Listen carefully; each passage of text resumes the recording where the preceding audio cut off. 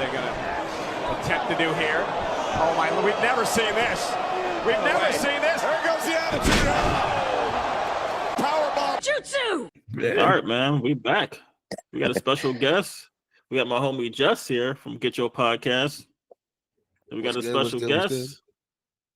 You know, the man who makes the fire merch. I got a shirt too. The Hall, not the Hall, but the Fubu Kevin Nash shirt. That shit was so fire. I was getting compliments. Appreciate it, man. Appreciate it. Appreciate you having me on. Glad to chop it up, man. For real.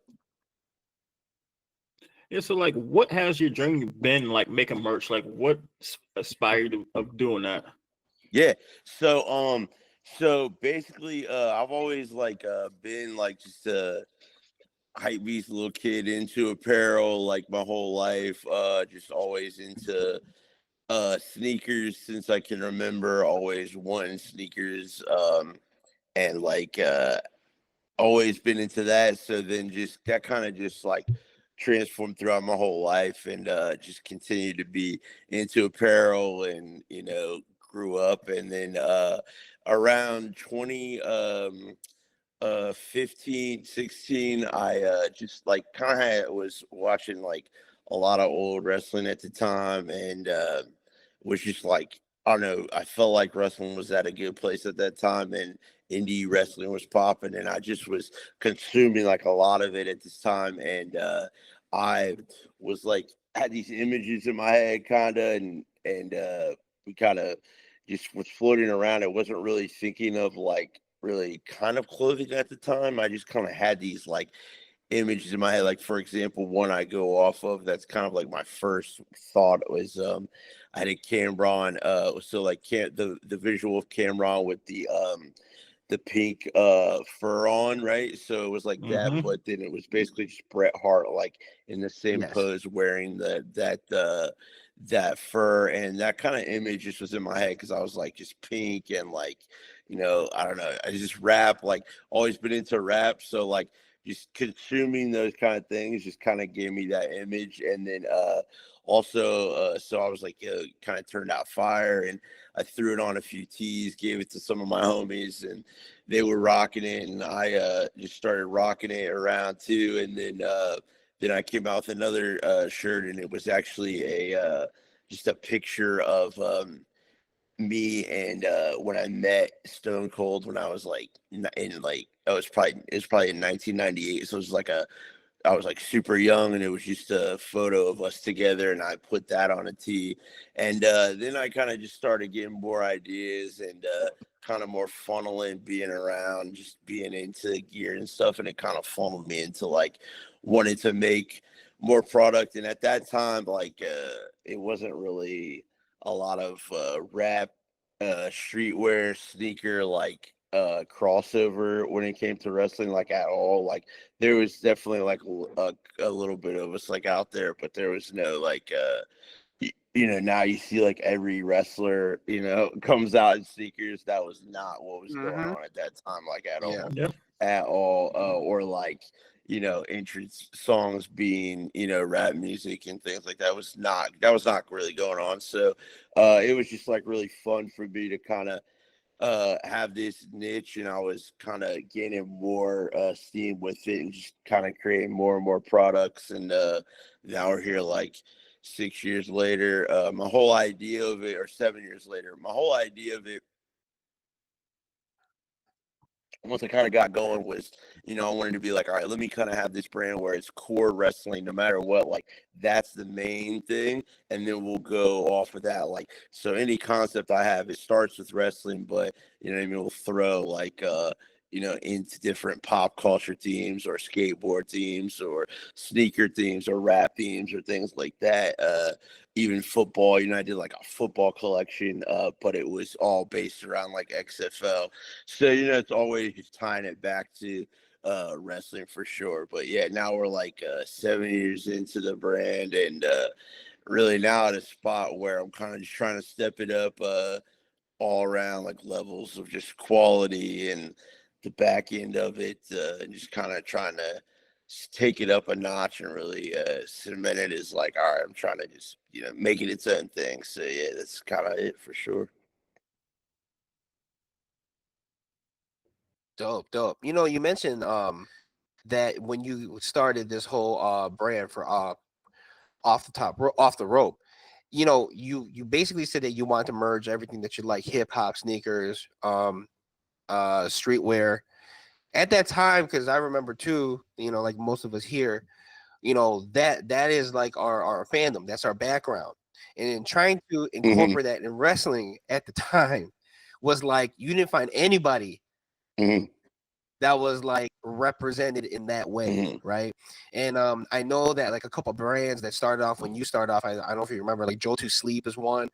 That's bro, that is like not to stop you, but that's like who I really would like say is like probably was doing like more wrestling streetwear like before me, and I would get so much just like knowledge from him of just like printing different like just printing methods, shipping methods. Like he was just so just like monstrous, and just like when I started my brand, just answering so many questions for me and just being right there for sure.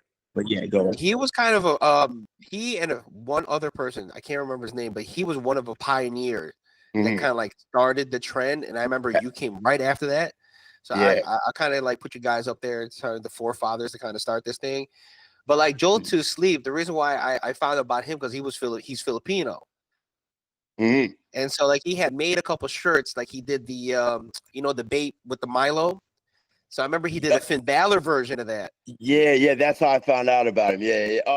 And then he did the Babe Bullet Club shirt, right? And all of those sold out. Like I remember, my brother got one for me for Christmas, and then somehow your line popped out right after that. Like I remember seeing, I don't know if you've seen this, you probably have, but like somebody was doing a Thanksgiving dinner.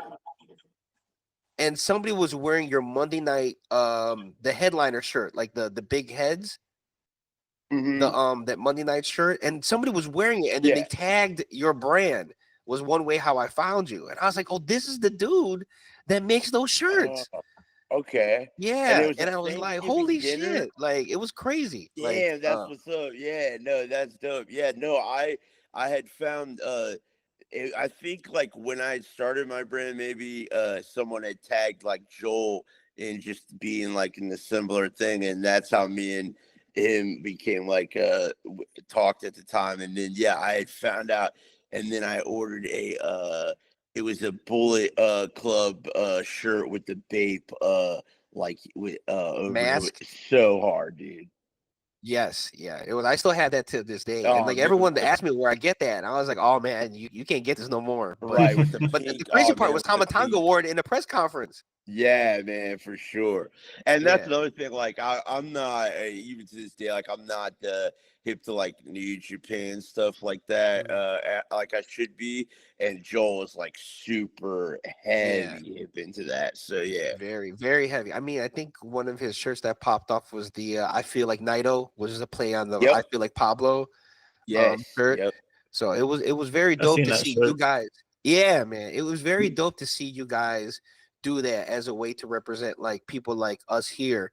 Because like, I'm pretty sure just like, the homies here, like they go to wrestling shows and they're wearing, their sneakers and their, whatever outfits that they got on. It's kind of like, you wouldn't think that type of person would be in the wrestling. Right. So like now that you kind of have that identity as a person, it's not just morphing to the fan. Like even you see Jey Uso, you see Finn Balor wearing Palm Angels, right? When did you start wearing that shit? And Dominic Mysterio wearing like that's Dominic Mysterio's. This Dominic. Yeah, Dominic Mysterio is clearly us. So yeah, for sure. And I know one guy I'm really noticing is Bronson Reed too. He's like a head. I'm like, I've seen that. Yes. I mean, he was wearing air tempos one day. Yeah, and then like music as well too. Like had MF Doom gear. Oh, right. But yeah, I just remember those early days when those brands that's off. awesome, man. That is, like you said, super full circle, man. Damn, I didn't expect that. What's up? For sure. I have to give credit where it's due, so. Right.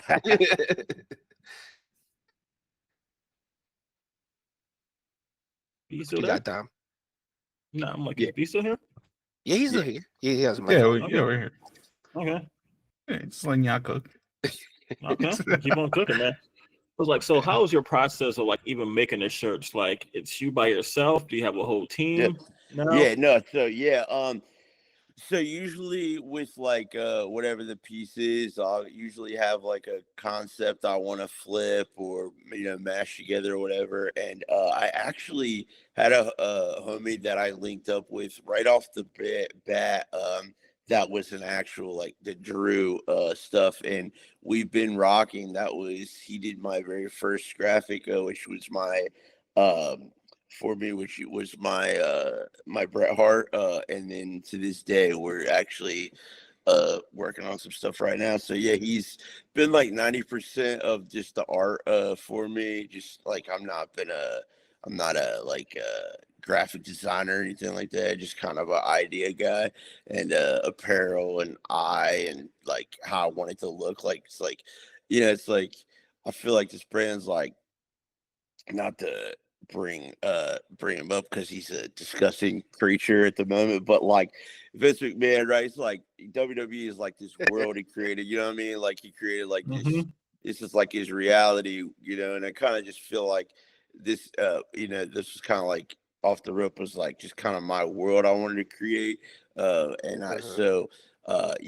like if we'll have a piece or whatever, and I'll bring it to my guy and be like, yo, let's do this, and super detailed with like the breakdown, and then we'll go back and forth until we get the graphic together, and then once I get the graphic, we'll put it on whatever product I feel like I want to put it on, and then we'll get like unfortunately, like I'm just like a small brand still, so we'll get like a sample of whatever that product is, and then I'll take it to my photography homies here in Dayton, and they shoot the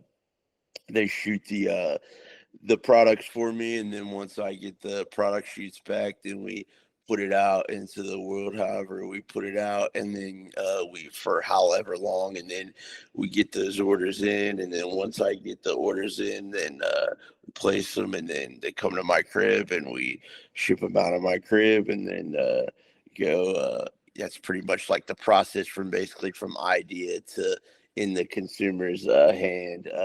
It's definitely a process I'm trying to get like super better at, because I'm like a creative guy, like idea guy, all that, but I'm not a business dude. I'm not a logistics cat, none of that type of shit. So, but when you're a small brand, you don't really have like the choice to like say you're not that. So you kind of got to play that role. So it's pretty much like learn on the fly. Right, exactly. So, it's things I learn, and but some I'm just like trying to super buckle down on just that other side of it, because I feel like, all right, we have the creative, and it's like I'm getting exactly what I want out of that, but I'm not getting what I want out of like the just like I said, the just fact shipping and all that, and or just just logistics of it in general. So trying to get that more put together better, just as far as a brand owner. But yeah, that's more of like our process as far as getting the pieces out. One thing I will do sometimes when I'm like super amped on a graphic is like I'll just instead of waiting and I'll just know like, all right, I want to just put this on, like, let's just put this on a tee, and I'm like, all right, so I'll try to do a mock-up, and then just kind of drop the mock-up and put that out. It's always something that kind of drives me nuts, like as a creative, when I do that, looking back on it, because like one, it just doesn't line up with like your archive of like what you've made, but two, like it also just subconsciously like doesn't really hit as hard like to like a person who would maybe like the brand or whatever. Like, a mock-up of the t-shirt doesn't really hit as hard as like when they see like an actual physical of the shirt, and like, see that it's shot on somebody and see it's presented, in a dope way. So that's one thing that I try to shy away from, is like the mock-up situation. But it's definitely sometimes I'll finish a graphic or finish a concept, and I'll just be so fucking amped. I'll be like, yo, nah, this has got to go. Like, we're putting it out in the world right now. So but yeah. Right. That was gonna actually be one of my questions. So since you're a creative person, right?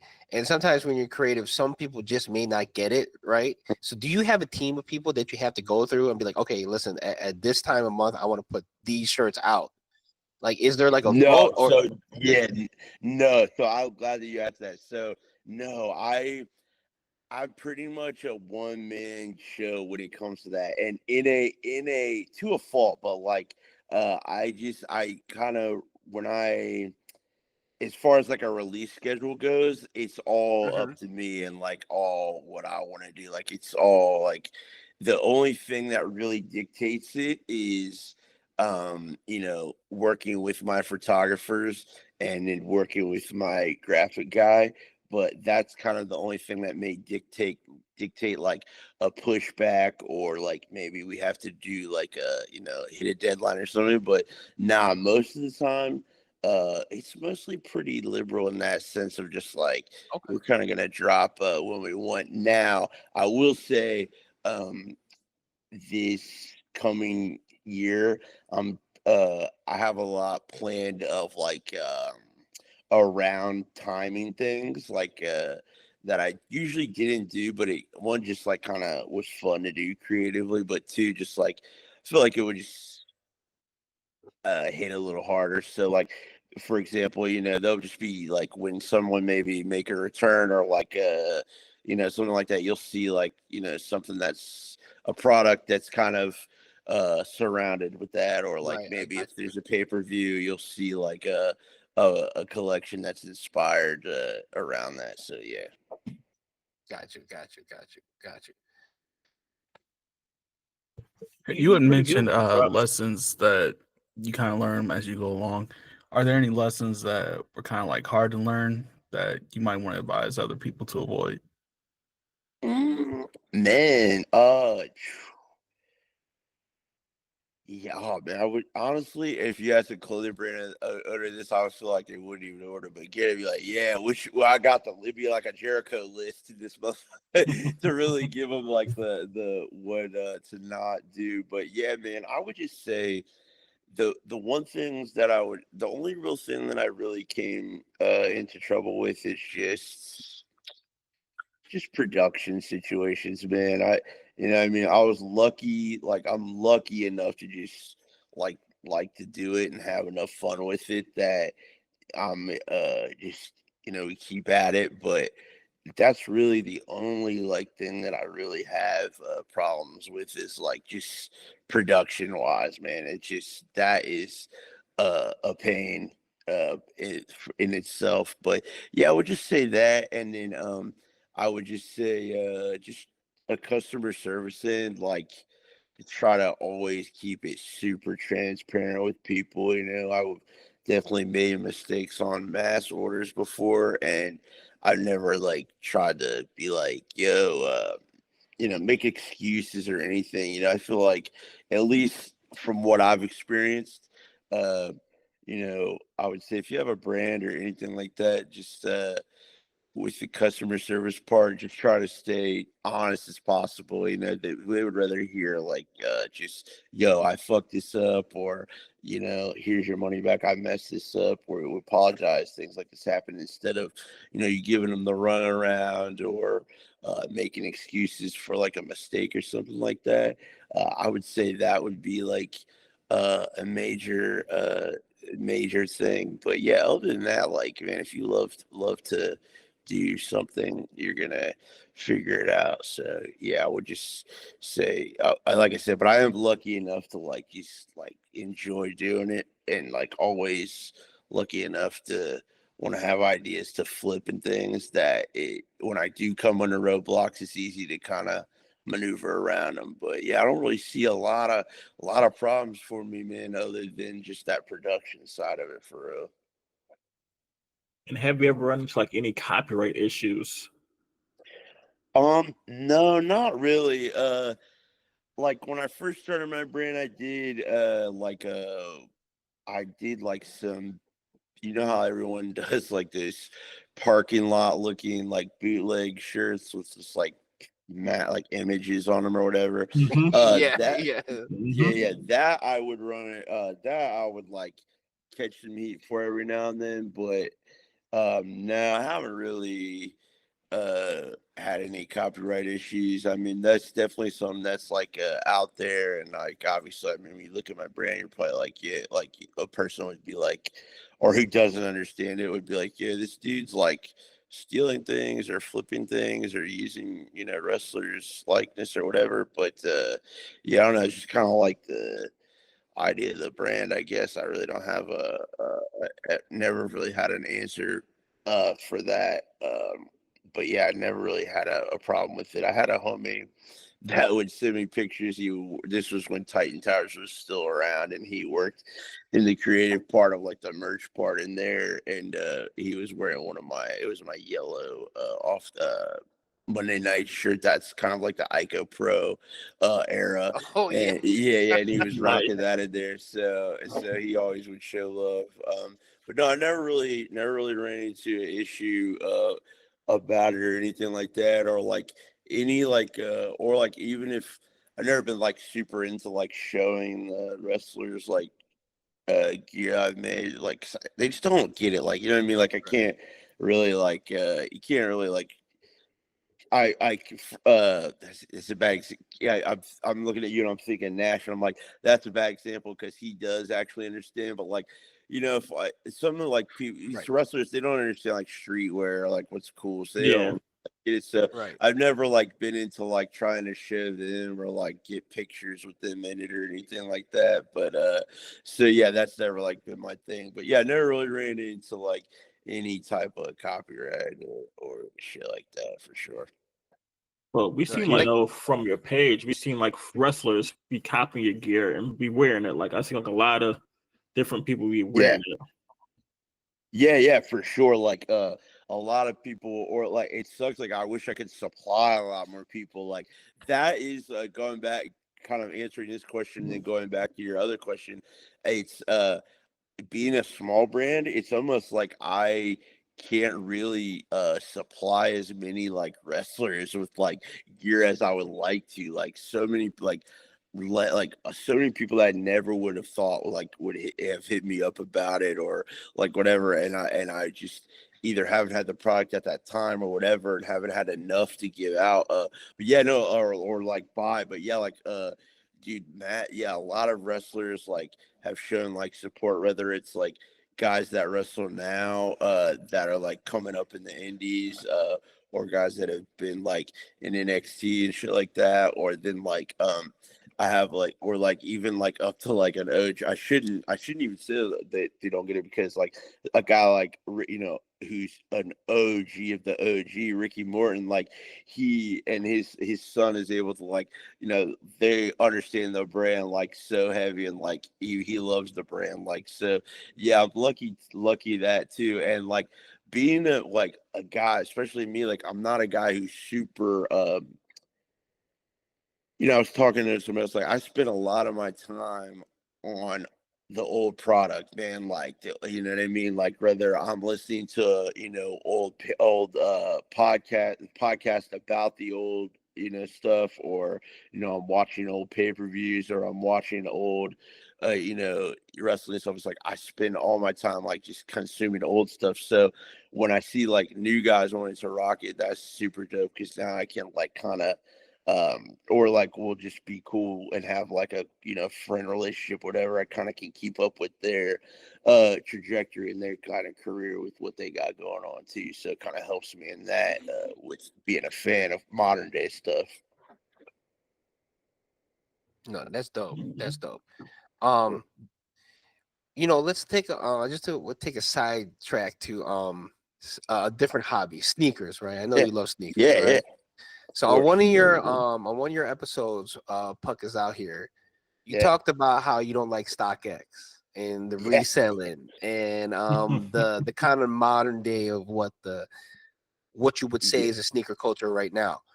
Do you want to elaborate more on that? Because I know that was like a while ago. I don't know. I mean, I think we all kind of feel the same way, but like, do you want to elaborate a little bit on that? Yeah, no, for sure, dude. Any chance I can have to bitch about things I don't like, I totally take advantage of that. I love that. No, but no, like it's not so necessarily more like StockX, but more of like the culture around it. But yeah, just like so.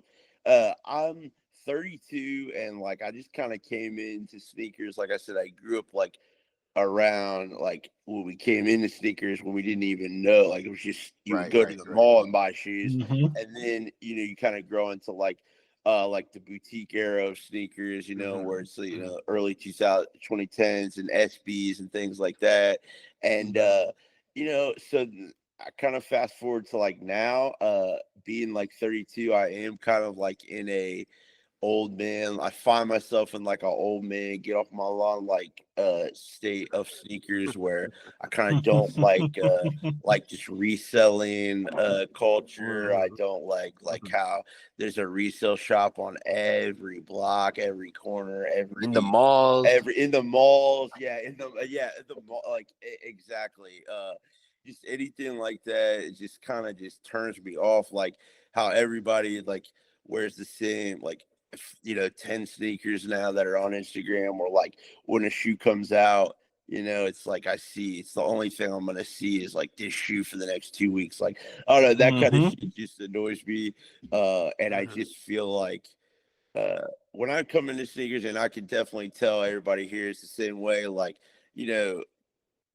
it was about just like gaining friendships for real. Like, yeah, it would be cool to like, get this shoe. But like, I met, so many good people through, going to, different sneaker events throughout the country. And just, it was just a real smaller type of thing, and felt more genuine. It wasn't like a clout, like look at how expensive type you thing. weren't judged. Like you weren't judged, Yeah, now it's like it's a cool thing to do now. It's more like it's more like, all right, how it's like, oh, you paid how much for these, or like whatever. It's like, dude, I don't give a fuck how much you pay for them. I would rather know like the story behind why you like them, or why that colorway means a lot to you, or things that are just more genuine. So sneakers really aren't about like money or flexing or any weird shit like that. To me, it's more just about cultural things. So yeah, I'm just like one of those asshole purists when it comes to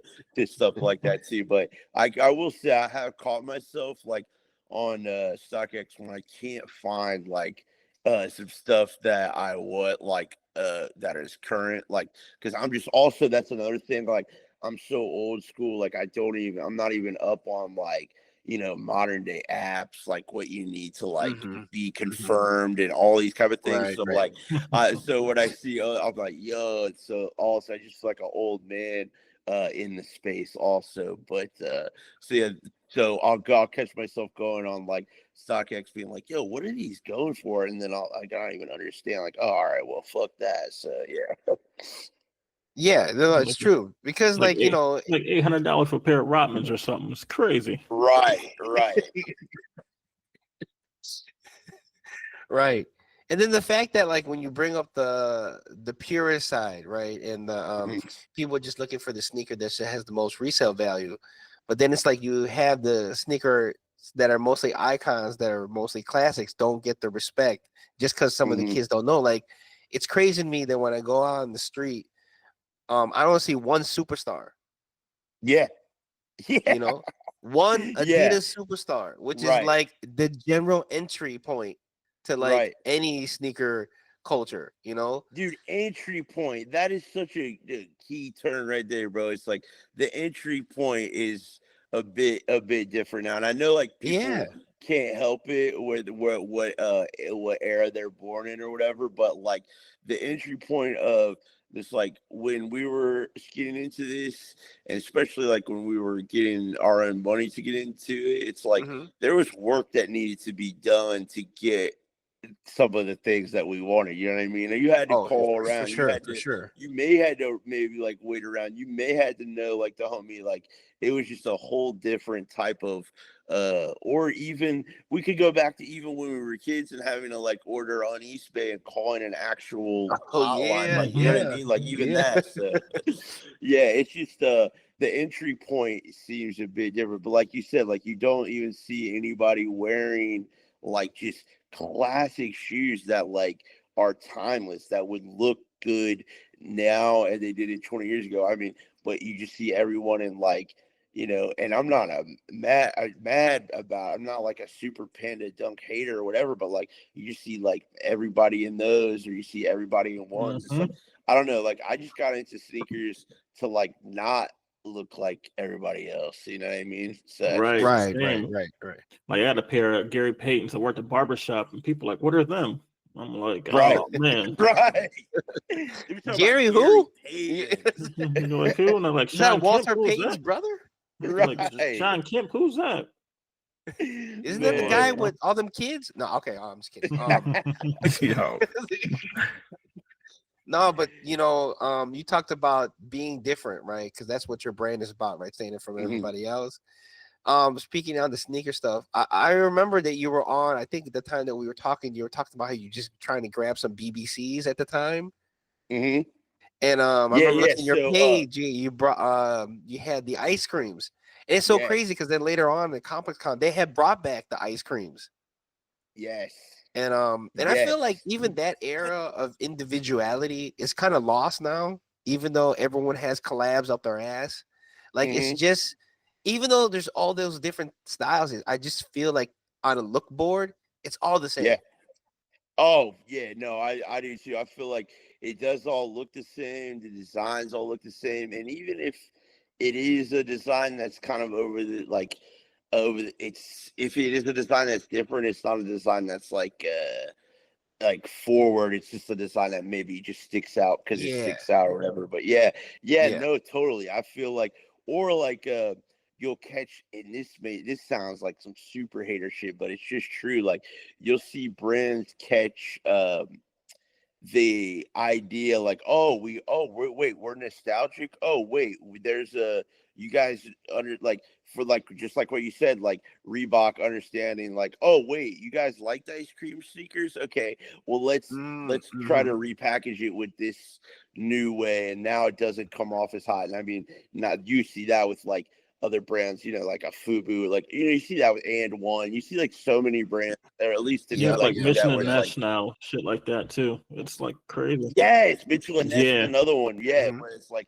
unless it's now, I will say Mitchell and Ness, like they are ones where they'll do all these crazy colors. I'm like, what in the fuck is going on? Like, yeah, dude, it's just like when people, I feel like some brands when they understand the nostalgia. And it loses why it was tight in the first place. Right, exactly. And then now everybody's trying to hop on like the vintage bandwagon too, as in streetwear, like wearing like the retro stuff now, and it's like, and that market is so trash now because the hype beasts are paying X amount of dollars for like a old wrestling shirt. It's like $80, and back in the day it was like $20. It's like this shit's crazy. Oh, for sure. And that whole like vintage like game like is another kind of, it kind of forced me to be more creative in my brand, like just subconsciously seeing like the rise of vintage more and more as I got I'm just like, yo, like there's such good wrestling shit vintage wise that I'm just like, yo, I really got to dig into what I love and hone like these like image ideas I have in my head, because I'm not gonna make things like better than what like the homies rocking here. You know what I mean? Like, so I have to really make my own individual things. So yeah, for sure, vintage is another one that is absolutely like, you know, and when I'm that just is taking it on a life of its own. It is. As someone that does that, I remember like in 2012, like it was like, you know, you had your little group and stuff, and you had your vendors that you always go to, and then in a span of like 2 years, it just boomed. I couldn't imagine. It just boomed. Yeah, and all of a sudden, like people were getting wrestling shirts, and there's a particular vendor that has a bunch of wrestling shirts, like WrestleMania 13 and all this stuff. Mm-hmm. The price is like he almost wants like rent on a house for some of the shirts. Yeah, like there's a WrestleMania 13 shirt that he has, and you remember the logo, right? Like it has the flames, right? Yep. Oh, and yeah. like it's because it has the logo for Rosemont Horizon, which doesn't exist. It's the Allstate Arena now. And like that's one of the reasons why the price is up. It's like, oh man, come on, man. Duh. Like, are you hurting that bad? Crazy. Like, do you have a woman? Like, is this what's up? Yeah. Like, yeah, I seen one. It's like the Vader versus Shawn Michaels SummerSlam shirt. And they wanted like $500 for it. Right. Like, what the Mm-hmm. why? Crazy, man. All right, so we're gonna switch now to music. I know you're a big hip hop fan, because I remember on your page you had like this big poster of Cameron. Yeah. Like your shit was so dope, man. Yeah, man. I could go for days. Like that's so being from Ohio, Cam is like we call him like a local rapper to us, because like a Ohio rapper to us, because we like just like Cam was like, growing up in Dayton, like you didn't hear a rapper talk about like your own city, but you heard like Cameron talk about Dayton. You heard Cameron talk about Cincinnati, Cleveland, Ohio, like all these places are just like, oh damn. But man, like Cam definitely one of my first like influences in rap. Like I can't, like I said, I'm 32, so like my first like real love of rap came like around like 02, 03. That was like my first like vivid memories, and just like just buying albums and things like that. And this was like G-Unit era, things like that. I was telling someone, I was like, yo, like this is like may sound blasphemy to people, but just saw some age level like Dipset and like G-Unit, those were more like my kind of Wu-Tang situation than like a Wu-Tang. I know I'm not saying like, I'm just saying like from the age perspective, that's like when I got into it. And then like after that, I graduated on to like it was like I saw like Kanye West for the first time. And that kind of like just messed my mind up, because like before him I never really saw anyone who was like not a gangster rapper for real. So like I was like, what the fuck is this? But like it wasn't on right. You got the backpack on, button up and shit.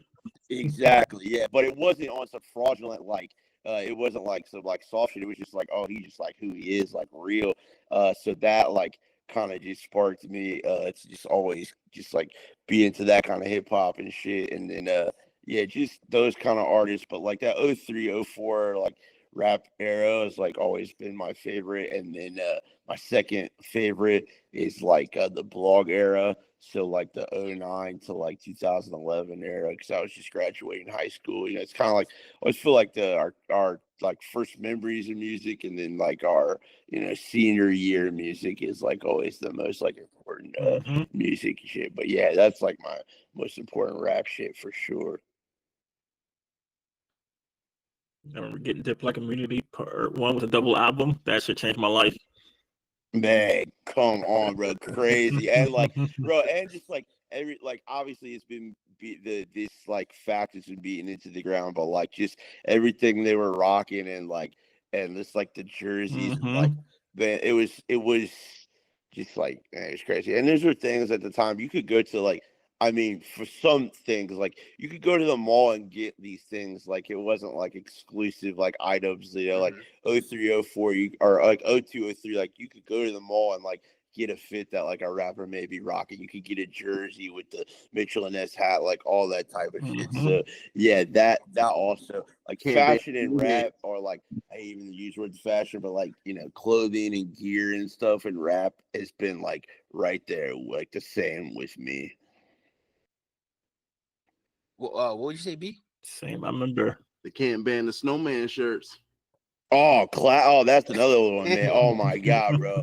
That like yes, just like even like the runs or like merch that these rappers would have, it just I see a lot of correlations with like wrestlers and like their merch and the runs that they had. I see a lot of similarities when like it's almost like when good like genuine marketing type of shit is done right, you can kind of see a common denominator through the board. Oh yeah, for sure.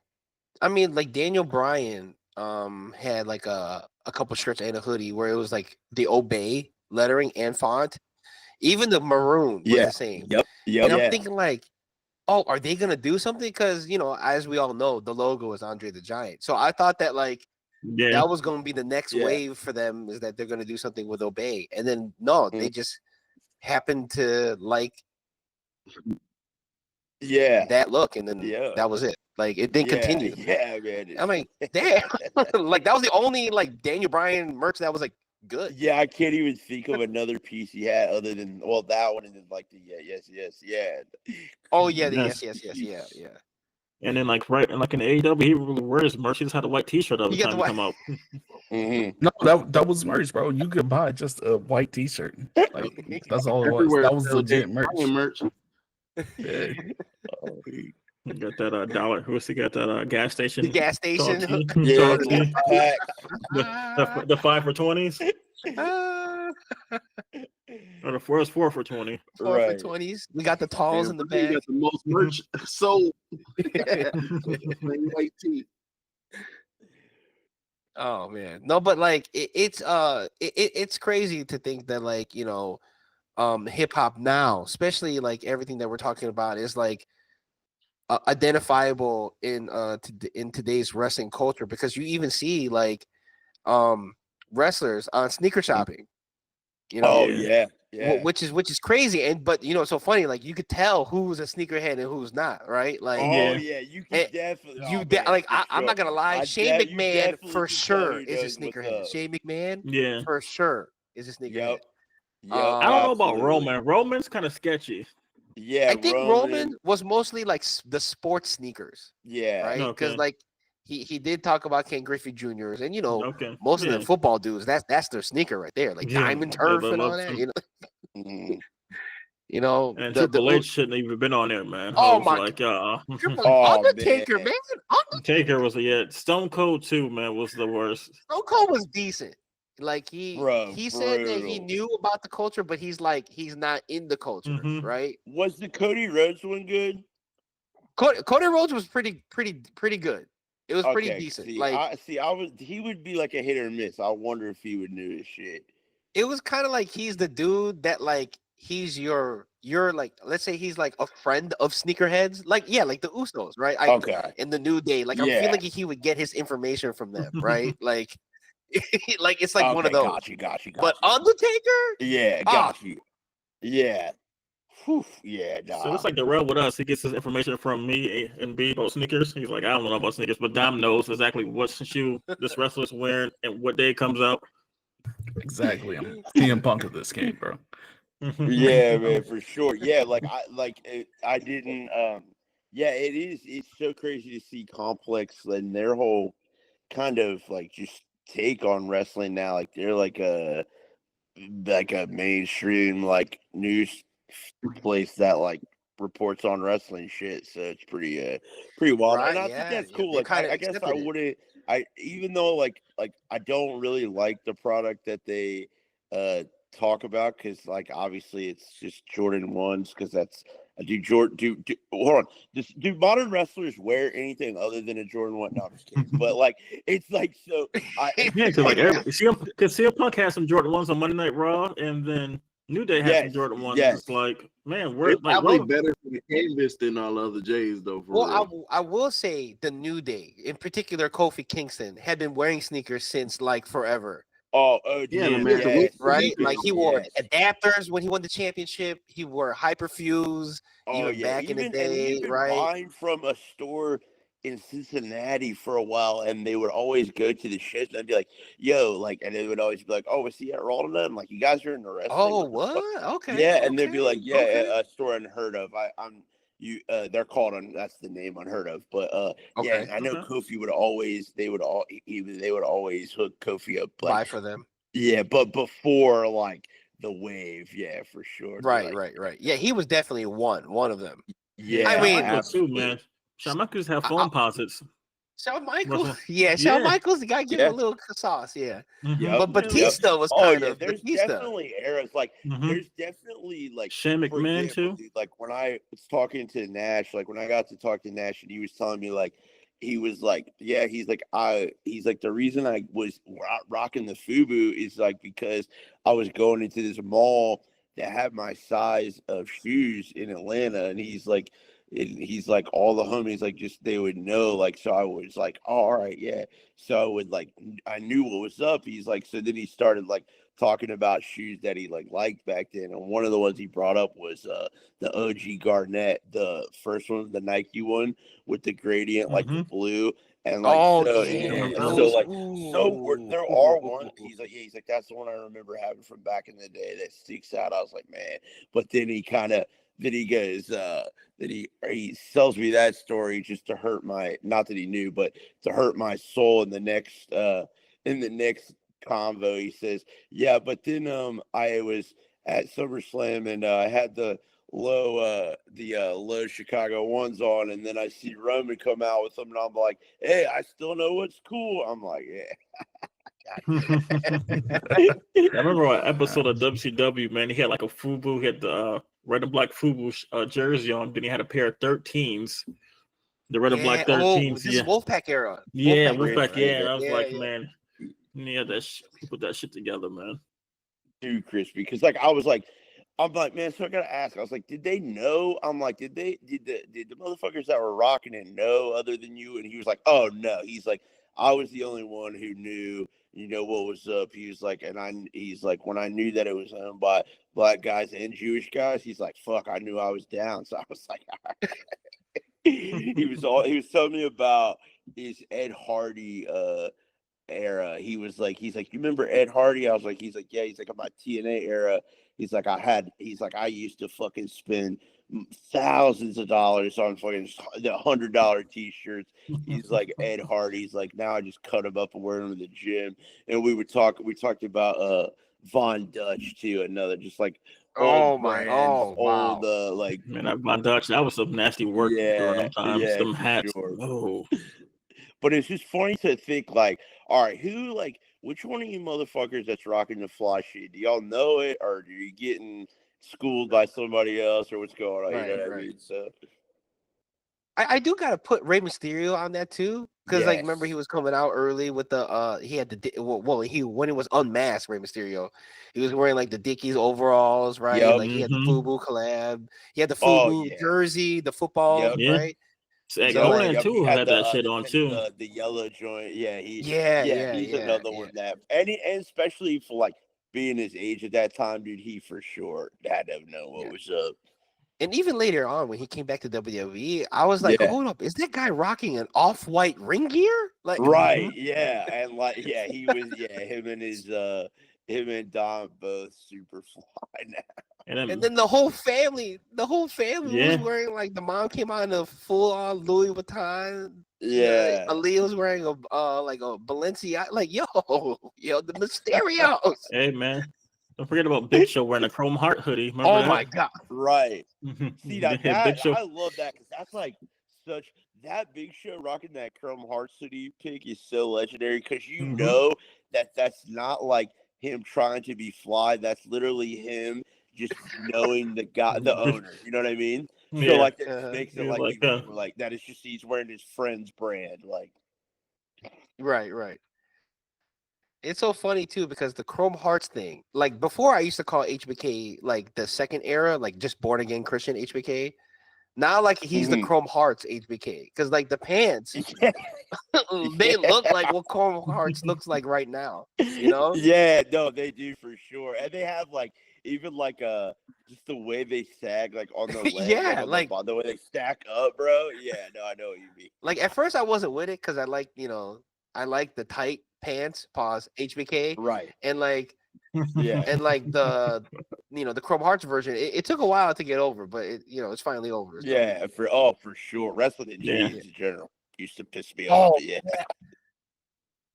Remember British the Bulldog had them tight jackets? Yeah, I don't like Jean Bulldog era, but like I didn't like that. That wasn't my favorite Bulldog era. Hey, y'all ever was at a store and seen a fit that y'all be like, like a certain restaurant, like me and Don be at stores and shit, and we see some pants. These the Jeff Hardy's right here. Like every time me and be at a store, we pull out like, man, these are double J's, the white pants. Remember the TNA pants? He's always wear white pants when he was like NWA champion. And I pull these out like, man, these are double J's right here every time. Bro. It never fails. Yes, or just like the store buckle in general is TNA. is core TNA in itself, right? Like buckle. Like every merch that every not even just their merch, but like just the way like the guys would dress at that time. Yes, bro, just like, oh man. You remember there was a promo when AJ Styles came out in boot cuts. The affliction with the boot cuts. Boot cut jeans. Yep. Oh, brutal, man. Brutal. Ooh, I mean, talk about phenomenal debacle right there. Like, man, that shit was some nasty work. That TNA era is like, it's not nostalgic enough outfit wise enough long enough yet for us to be like, oh, that was far. So right now it's just like in that time space where it's just like, oh, this is just disgusting, and hopefully it always stays disgusting, but yeah, like, you know what I mean. That Hogan's coming back, man. Sleeveless tee with the jeans. Listen, you want to know about disgusting? Yeah, I mean, based on the return this past weekend, it's gonna get disgusting. Yeah, but no, sure. Hogan, man. Remember Hogan's TNA run? He had Jordans. We had a whole bunch of Jordans, man. Yeah. With the black and blue shirt. Yep. He just throwing some shit together. Like he had like a dumbass Hulkamania shirt with like some fly ass Jordans that don't even match. I'm like, then when he came back, like after that recent run, like 2016, he rocked. Now this would have been like maybe earlier, like maybe 2014. Whenever they brought him back, like after he really fucked up, right? And he was wearing those awful threes, those crimson threes, and he just was wearing them all the time. Oh. I mean, the sneaker was already bad, but he like made it 10 times worse. Like wearing them, like, oh, I got the threes, brother.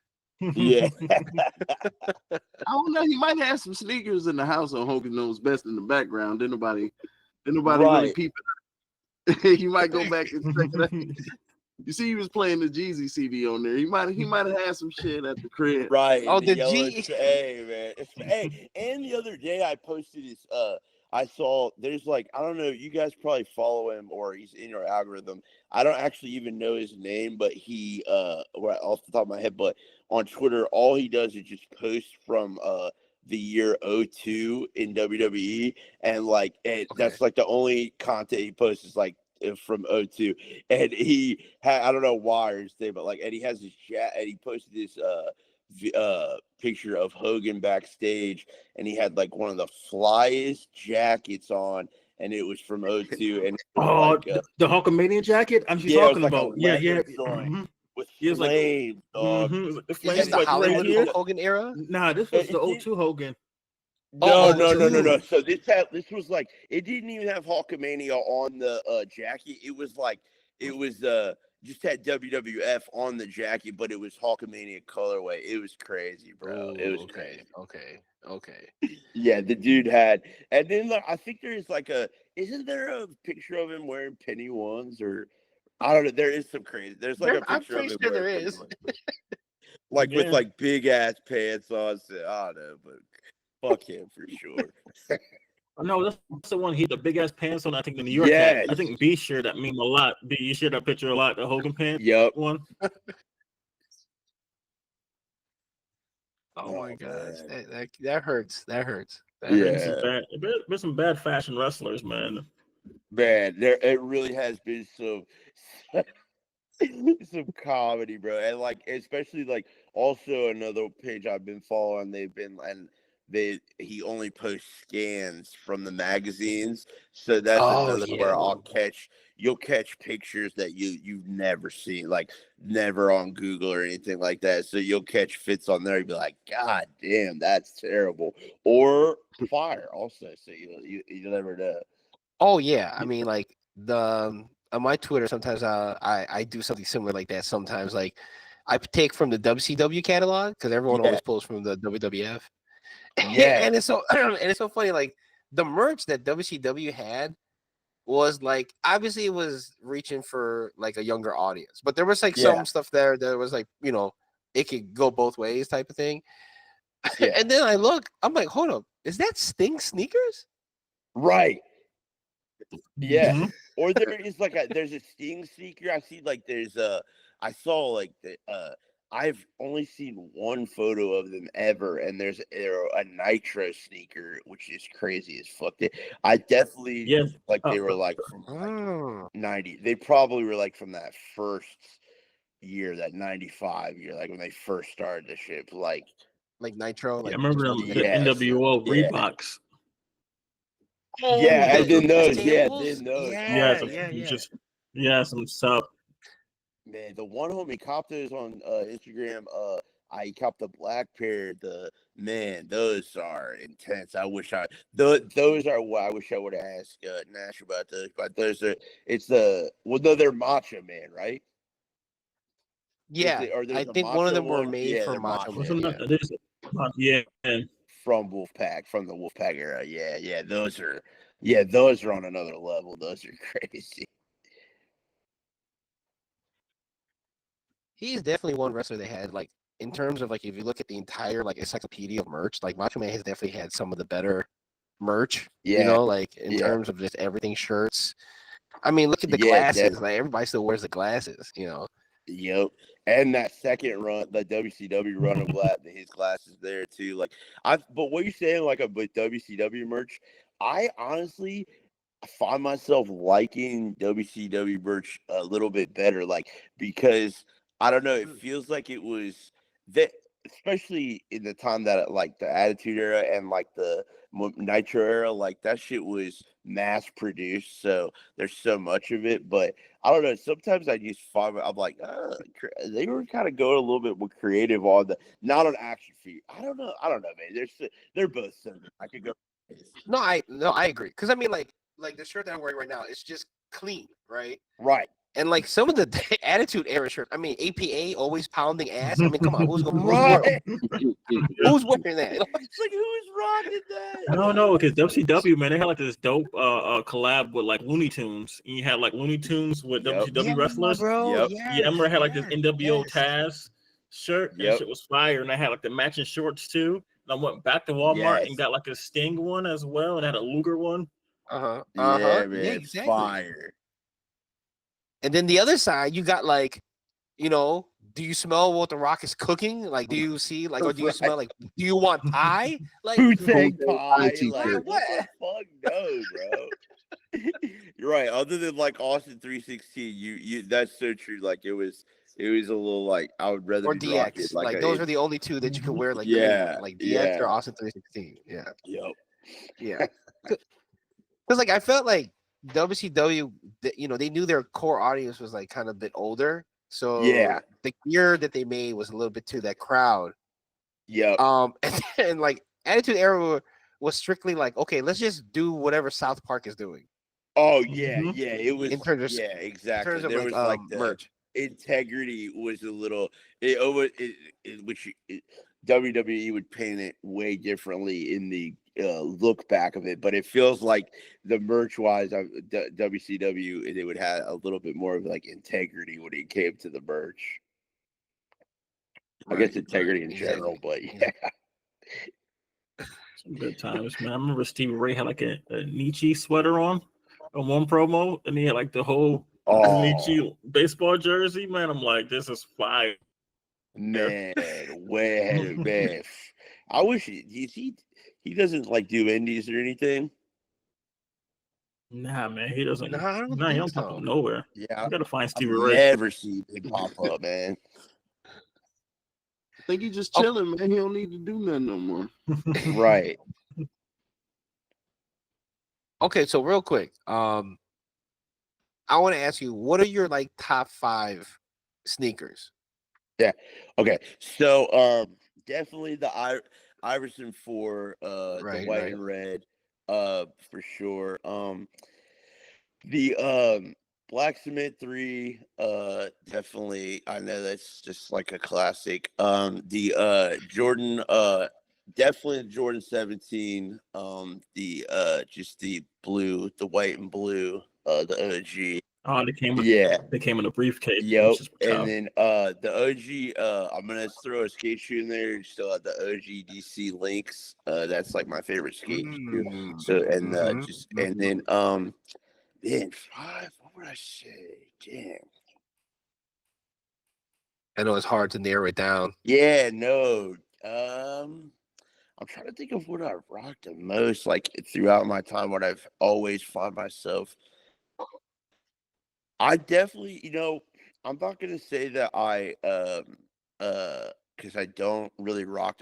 I have a few pairs, but I don't rock them now. But I'm gonna go ahead and say probably the Penny 2 is probably the hopefully that because the one pair I do have is speaking, they're talking, so I definitely need a new pair. But yeah, definitely OG Magic Penny 2 probably.